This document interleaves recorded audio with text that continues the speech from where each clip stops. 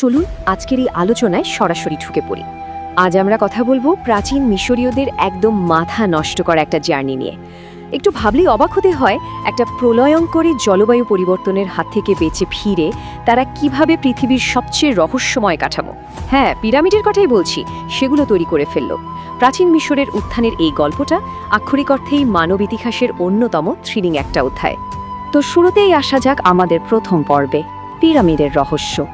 হাজার হাজার বছর আগে, যখন লোহা বা চাকার কোনো অস্তিত্বই ছিল না, তখন কিছু যাযাবর মানুষ কিভাবে এত বিশাল সব পিরামিড বানালো। এটা কিন্তু বিশাল একটা ধাঁধা। মানে এই রহস্য এতই গভীর যে আজও বিজ্ঞানীরা এর ভেতরের গোপন সুড়ঙ্গগুলো বুঝতে রীতিমতো রোবট পাঠাচ্ছেন। আমাদের হয়তো মনে হতে পারে এই গল্পের শুরুটা পাথর বা বড় বড় স্থাপত্য দিয়ে, কিন্তু না, এর উত্তর আসলে লুকিয়ে আছে একটা ভয়াবহ পরিবেশগত বিপর্যয়ের মধ্যে। আর এখানেই আমরা চলে যাচ্ছি আমাদের পরের ধাপে, সবুজ সাহারার অন্তর্ধান। উত্তর আফ্রিকাকে আজ আমরা পৃথিবীর সবচেয়ে শুষ্ক আর প্রাণঘাতী মরুভূমি হিসেবে চিনি, তাই না? কিন্তু জায়গাটা সবসময় এমন ছিল না। বিজ্ঞানীরা এই সময়টাকে বলেন আফ্রিকান হিউমিড পিরিয়ড। খ্রিস্টপূর্ব 11,000 সাল থেকে শুরু করে প্রায় 6,000 বছর ধরে এই সাহারা ছিল একদম প্রাণবন্ত সবুজ একটা সাভানা। মাইলের পর মাইল জুড়ে শুধু সবুজের সমারোহ, আর ছিল বিশাল বিশাল হ্রদ।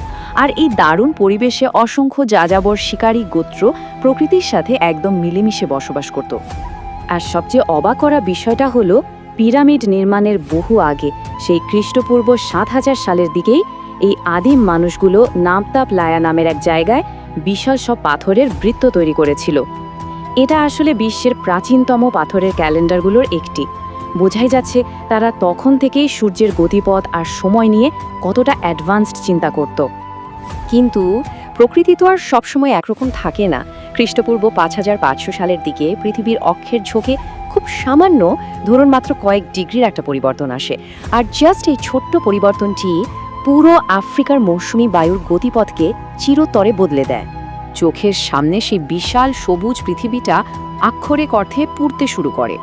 শত শত বছরের পুরনো হ্রদগুলো শুকিয়ে কাদায় পরিণত হয়, আর গাছপালার জায়গা দখল করে নেয় তপ্ত বালু। চারপাশের এই জ্বলন্ত বালি আর ভয়াবহ খরার কারণে সাহারার পরিবর্তন এতটাই চরম রূপ নেয় যে সেই যাযাবর মানুষগুলো একদম সম্পূর্ণ বিলুপ্তির মুখে এসে দাঁড়ায়।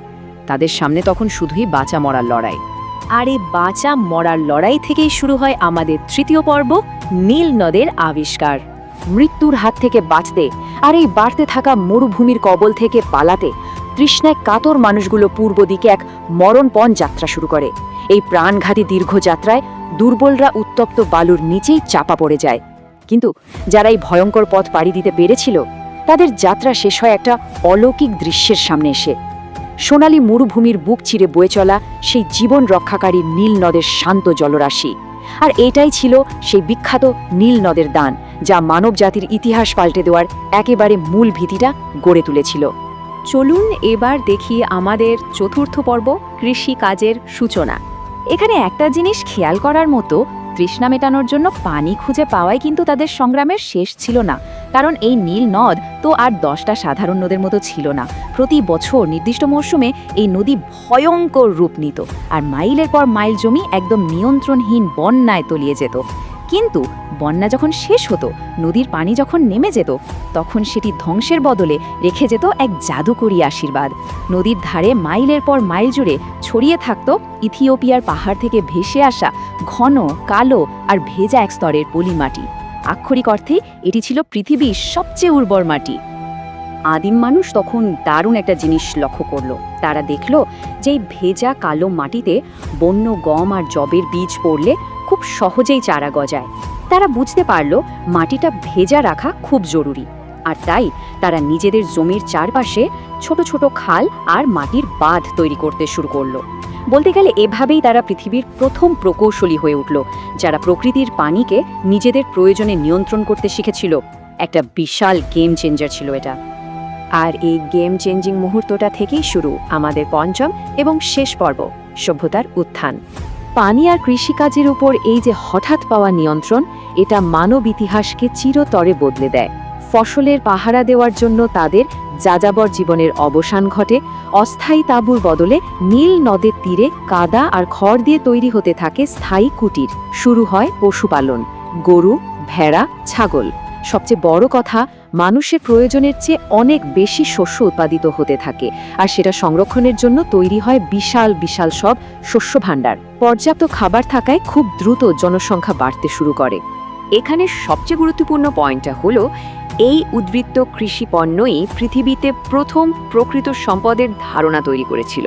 মানে মাটির নিচের শস্য ভাণ্ডার আর কাদামাটির বিশাল গোদামগুলোই হয়ে ওঠে পৃথিবীর প্রথম আসল সম্পদ। আর খাদ্যের এই নিশ্চয়তা এক বিশাল জনসংখ্যার বিস্ফোরণ ঘটায়, যা ছোট ছোট যাযাবর গোত্রগুলোকে ধীরে ধীরে একত্রিত করে সুবিশাল সব শহরে রূপান্তরিত করে।